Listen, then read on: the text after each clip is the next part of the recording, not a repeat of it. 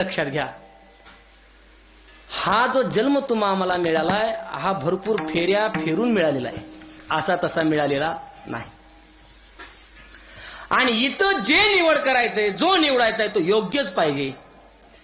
कारण मी वाक्य जबाबदारीनं बोलतो, व्यवहारामध्ये 20-19 भागून चालल, व्यवहारामध्ये 20-19 भागल, परमार्थामध्ये 20-19 भागणार नाही. परमार्थामध्ये 20च लागतं, त्याला गुंजभर सुद्धा कमी चालत, 20च लागतं. थोडं पाहिजे पण क्लिअर लागत, थोडे परी मेरे अविटते घ्यावे खरे. थोडं असावं पण शुद्ध असावं. आयुष्यभर परमार्थ करायचंय पण मार्गदर्शन चुकीचंय, काय करायचंय? आणि म्हणून साधू संतांना तुमची आमची तळमळ आहे, बाबा समाज चुकीच्या मार्गाने नाही गेला पाहिजे, समाजाला चुकीच्या लोकांनी मार्गदर्शन केलं नाही पाहिजे. कारण चुकीच्या लोकांच्या हातामध्ये आपलं जीवन गेलं की परत 84 लाख नगर फिरावी लागतील. सोपं आहे का? किती नगर फिरायचे? 184 घेतल्या धावा. 84 लाख नगर फिरणं सोपं आहे? आणि आपण इथपर्यंत आलोय तर कमी सायास करून आलोय? अजिबात नाही. आणि निवड महत्वाची आहे. व्यवहार असेल किंवा परमार्थ असेल, निवड चुकली की नुकसान होतं. विठाला विठाला विठाला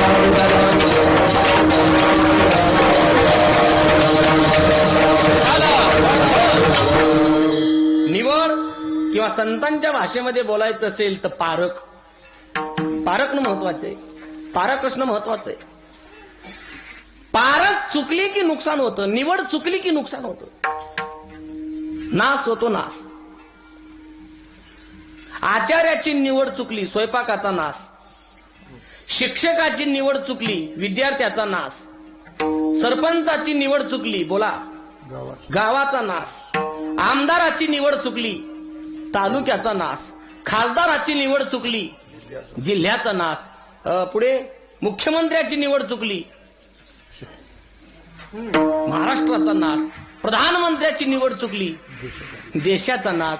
साधूची निवड चुकली, जगाचा नाश. विठाला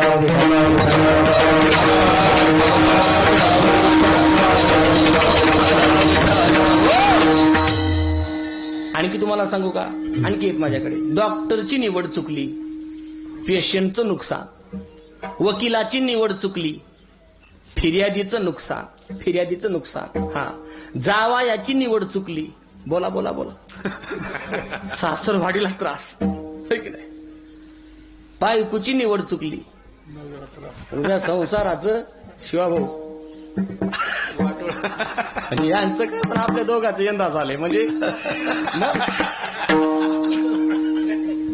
आता यांची धाकली मुठ सवा लागायची, सांगणारही नाही तर आता कसं आहे, आपापलं एकमेकाला सुख दुःख सांगावं लागतं. एकदा निवड चुकली की नंतर काय करता येत? कीर्तनकाराची निवड चुकली, तारीख घेणाऱ्याला नुकसान, त्रास त्रास. प्रत्येक गोष्टीला निवड आहे, प्रत्येक गोष्टीला. तसं परमार्थ करत असताना साधूची निवड सुद्धा योग्य असली पाहिजे, संतांची निवड सुद्धा योग्य असली पाहिजे. आपला हात कोणाच्याही हातामध्ये न देता खऱ्याच्या हातामध्ये देता आला पाहिजे, जेणेकरून आपलं कल्याण होईल.